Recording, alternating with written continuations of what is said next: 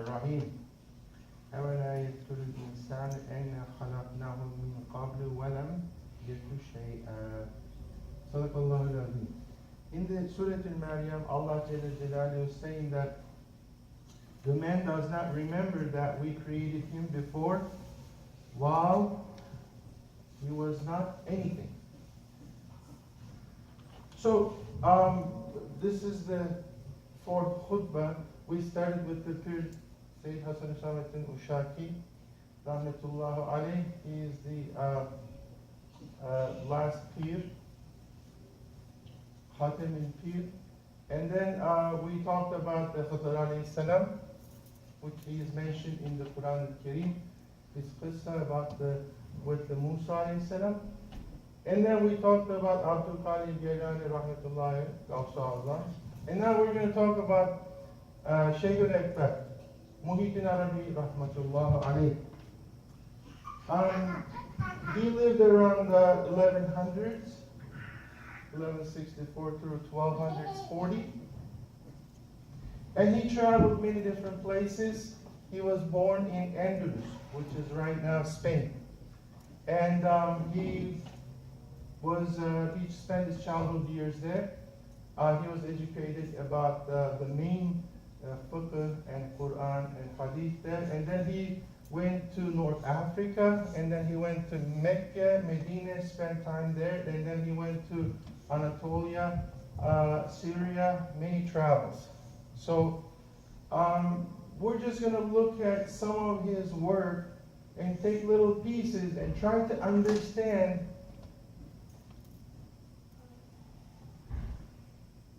what kind of things we can take as examples. What did he do? What did he say? How did he describe our deen? So we can take examples like we did from the ones before. He is saying in his book that that please listen to what I say carefully.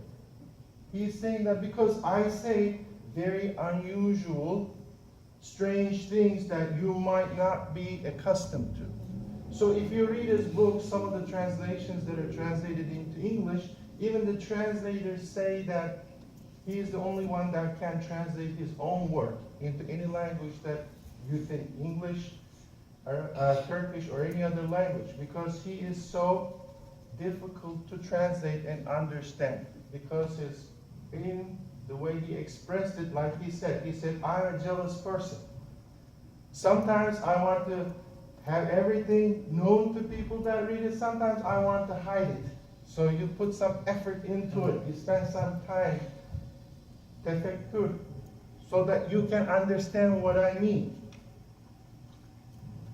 So there's one thing that let's go into what he says about divinity. Divinity in Arabic, uluhiyya.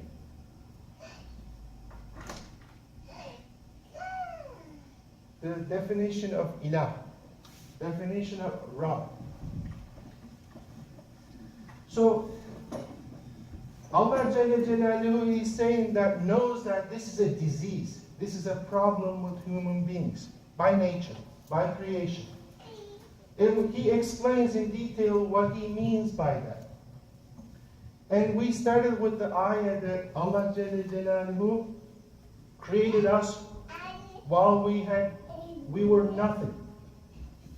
So what he is saying is that this is similar to Malaika. Malaika didn't exist. Allah Jalla Jalaluhu created them. So he's saying that in this ayah, Allah Jalla Jalaluhu put human beings with Malaika. There was nothing, he created them.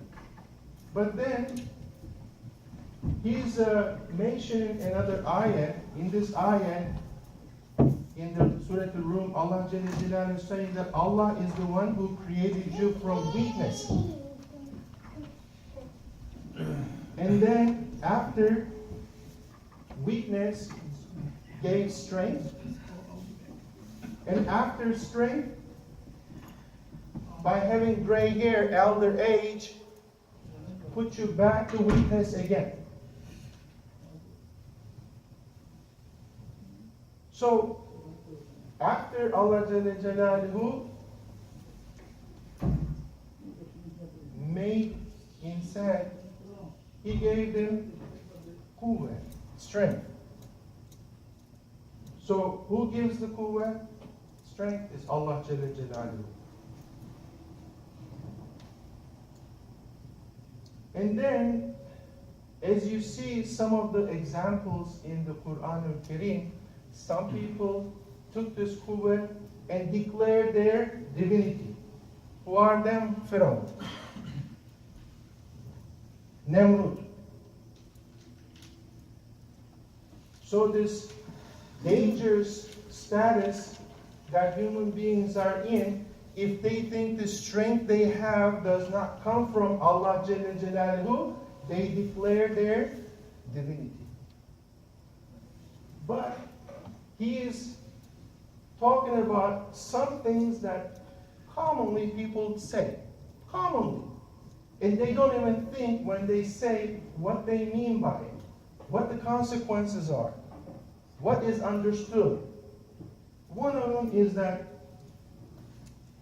if I didn't say this to this person, this would have happened. Or if I wasn't there, these children and these people would be destroyed. They would be poor. Because of what I do, this is where they are now. So he is talking about a problem and he's talking about a solution. We have to attribute everything to the strength that Allah Jalla Jalaluhu gives us. Not to attribute it to ourselves, I did this and this is because of that, this is what happened. If I didn't do that, this wouldn't have happened. Danger.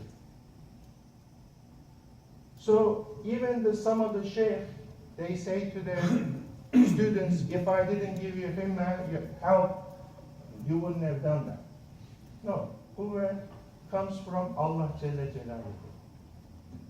So these are the things he says that regardless of who says it, they will be punished for saying this. How?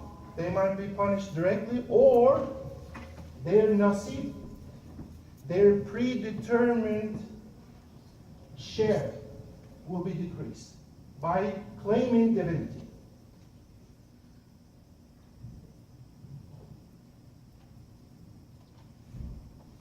And he is giving, of course, the best of the best examples, Rasulullah sallallahu alayhi wa sallam.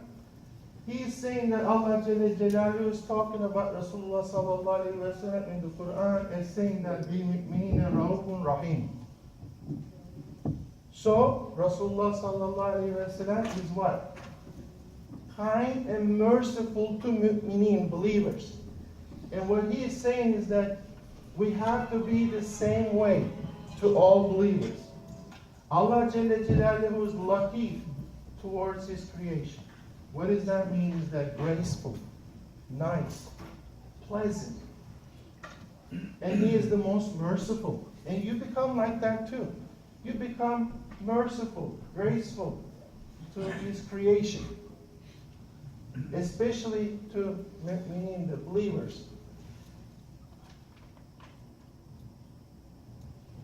So, in another ayah, in the Mu'min, Allah Jalla Jalaluhu is saying that Allah sets a seal over every arrogant tyrant. Here is the ultimate punishment for somebody who declares their own rububiyyah, ilahiyyah.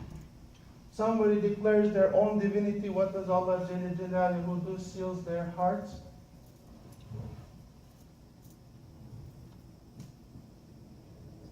So he is saying at the end of it that please understand this carefully and change how you talk, how you treat the believers. And let's talk about the tawbah, repentance and tawakkul. Tawakkul is what? Submission. He is saying that the creation, the group, one group is malaika. By creation, they are not able to make mistakes. They are only servants of Allah. Whatever Allah Jalla Jalaluhu wants, whatever He says, they do. By creation, they're not capable of making mistakes. So let's talk about shaitan. By creation, they're not able to do good. They're not all able to follow. They're always trying to have people deviate from doing good. So now he is saying that, how about insan? How about us? Allah Jalla Jalaluhu in the Surah Al-Taha is saying that about Adam alayhi salam, then his Rabb chose him and turned him in forgiveness and guided him. Of course, Adam alayhi salam made a mistake. And then Allah Jalla Jalaluhu showed him how to make tawbah, how to submit to Allah Jalla Jalaluhu, and then guided him, purified him. So what he is saying is that tawbah, sincere tawbah, gets a special attention from Allah. How does it get a special attention? Allah sees that you made a mistake, you feel bad. And He comes to you with a bigger love, bigger compassion towards you. And then He wants to guide you, purify you. And this is a special status, special love, special attention. Who gets it? People that make a mistake and make tawbah. So He's saying that you need to appreciate this status that Allah gave to us.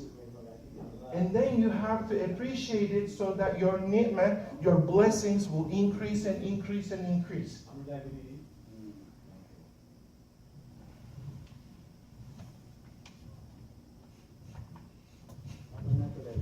So, 2 weeks ago we talked about Khudr alayhi salam. Of course, most of the stories that we hear about Awliya, their encounters with Khudr alayhi salam. And of course, Muhyiddin Arabi rahmatullah alayhi had many encounters, but one of them is that when he was a student and he was talking to his sheikh one day, his teacher, and he contradicted his teacher. His teacher said something, and he said, no, that's not true. He contradicted it. And then he left. He met a person, a man. And the man told him that go back and submit to your teacher. Go back. So what he did, he went back to his teacher. He was going to say that, hey, I met this person outside. He didn't even know what happened between me and you, but he told me go back to your sheikh and then submit to him. But before he said anything, his sheikh told him that, oh Muhammad, does this mean that every time you contradict me on some issue, I have to ask Khudr alayhi salam to tell you to submit to your teacher? So this is the kind of things that Awliya, the friends of Allah, the things that how they learn certain things. Not by reading, but learning from a teacher, that learned from another teacher, learned from another teacher, and also who?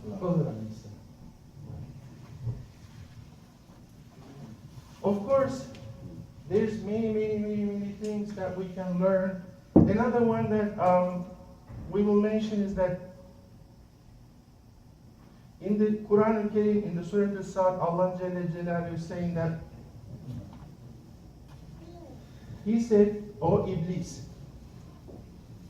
what prevented you that you should prostrate to one whom I created with my hands? So where he takes this ayah is that Allah Jalla Jalaluhu is teaching adab. How is He teaching adab to human beings?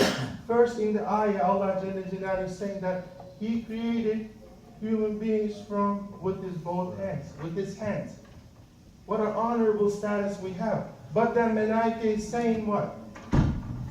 Are you going to send somebody to earth that is going to make mischief and shed blood? So that's how human beings need to understand that they are capable of making mischief, and shedding blood. And then, who did not prostrate, did sajda sujood to Adam alayhi salam, which Allah Jalla Jalaluhu ordered? Iblis, shaitan.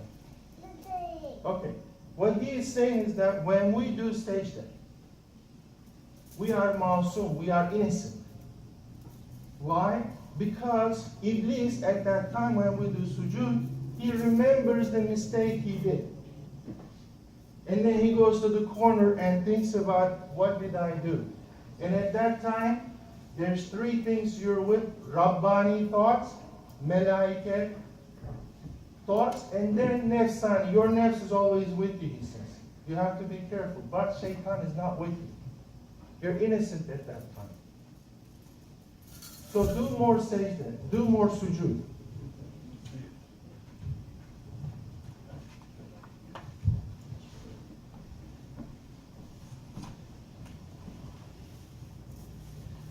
So another story that is being told is that there's two brothers in Beni Israel. These brothers, they want to dedicate their life to Allah Jalla Jalaluhu. They decide to spend some time outside just praying to Allah. And then on the way, they realize that, okay, we have to split ways. And then they say, okay, we're going to go our own way, and I will go this way, you'll go that way, and a year later we'll come back here, and then we'll talk. After a year, they come back to the same place where they separated, and they go back home. In the backyard, they're talking. One asks the other one, okay, the whole year, what is the biggest sin you committed? He says, well, I was walking on the road, and then I saw this ear of wheat. You know how the wheat grows, and there's wheat in the ear? I saw one, and I didn't know which field it belonged to, so I put it in one field, and that was the biggest mistake I committed. I didn't know which field this ear of grain belonged to. And then he asked his other brother, he says, what is the biggest mistake, sin you committed? He said, when I'm praying, I could not balance myself between my two legs evenly. So I don't know if I was fair to my right foot or my left foot. And then their father was listening to inside, and he made dua to Allah Jalla Jalaluhu. What did he say? Oh Allah, if they're telling the truth, take their life. Take their life. So when he went outside, he saw that they were both dead. They both gave their souls to Allah Jalla Jalaluhu. So the point of the story he's saying is that when you get together, talk about your mistakes. Don't talk about what you've done good, what you've done so great. Look at these people. Look at the smallest things they have committed the whole year. They did not talk about all the great things they have done. He's saying that this is the place of imtihan. This is the place of test, trials. This is the time that you go through different experiences. Don't worry about what you've accomplished right now. Just focus on your mistakes so you can correct your mistakes. Take time to get together for the sake of Allah. Don't mix money, fun, other things with it, so it's pure. Get together for the sake of Allah Jalla Jalaluhu. And we're going to talk about a karamah that Shaykh has shown, and it came up 300 years later. When he was in Damascus, I guess he got so tired of people value material things. He got on top of a hill and he told people, come here everybody, come, I want to tell you something. And he gathered everybody and he told everybody that whatever you worship is under my feet. Whatever you worship is under my feet. Of course, the ulama, the knowledgeable people about Islam, they thought that he was talking about Allah Jalla Jalaluhu, who's under his feet. What did they do? They decided to execute him, and that's how he died. But what happened is that before he passed away, he said that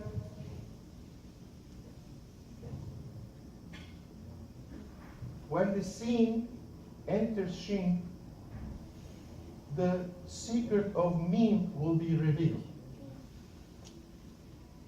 And 300 years later, the Ottoman Sultan, Yavuz Sultan Selim, when he conquered Damascus, he came and he was visiting the graveyards of Awliya, and he heard from one of his teachers that there's somebody called Muhyiddin Arabi, rahmatullahi, but they couldn't find his graveyard. And then he asked everybody, they went around and they found, even the shepherds, they asked them, do you know this graveyard? They said, we don't know, but there's a place that our sheep won't graze. They go there, but they won't eat grass from there. So they dug it up, they found his body was intact. 300 years later, and he built a nice shrine for him. And then they told him that why he was killed. He went up onto this hill right there, and then he said this to people, that's why they killed him. So what did they do? They went there and dug it up. What did they find? Gold. Gold coins, dinars. So that's what he meant. That this is what you worship. So these are the karamas that Ayah shows that we can take notice that they have very, very good knowledge. They have very good examples to us. We might not understand certain things, but we have to try to understand and respect.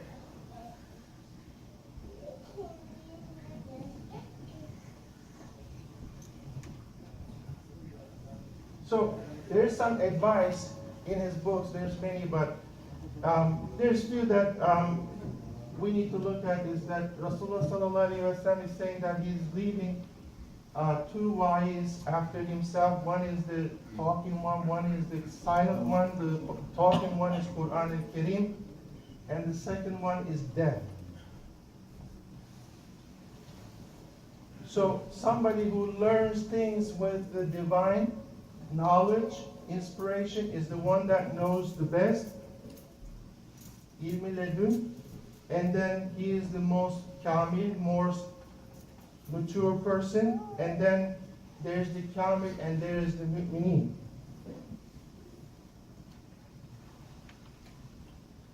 And he is saying that Rahman did not veil himself better in human beings than anything else. Rahman did not veil himself, cover himself inside a human being than anywhere else. And he is saying that somebody who's knowledgeable and smart, I think we all think we're smart, he is saying that those are the people that only take care of the business that it only involves themselves. Not the other people's business, but take care of only the business that only interests themselves.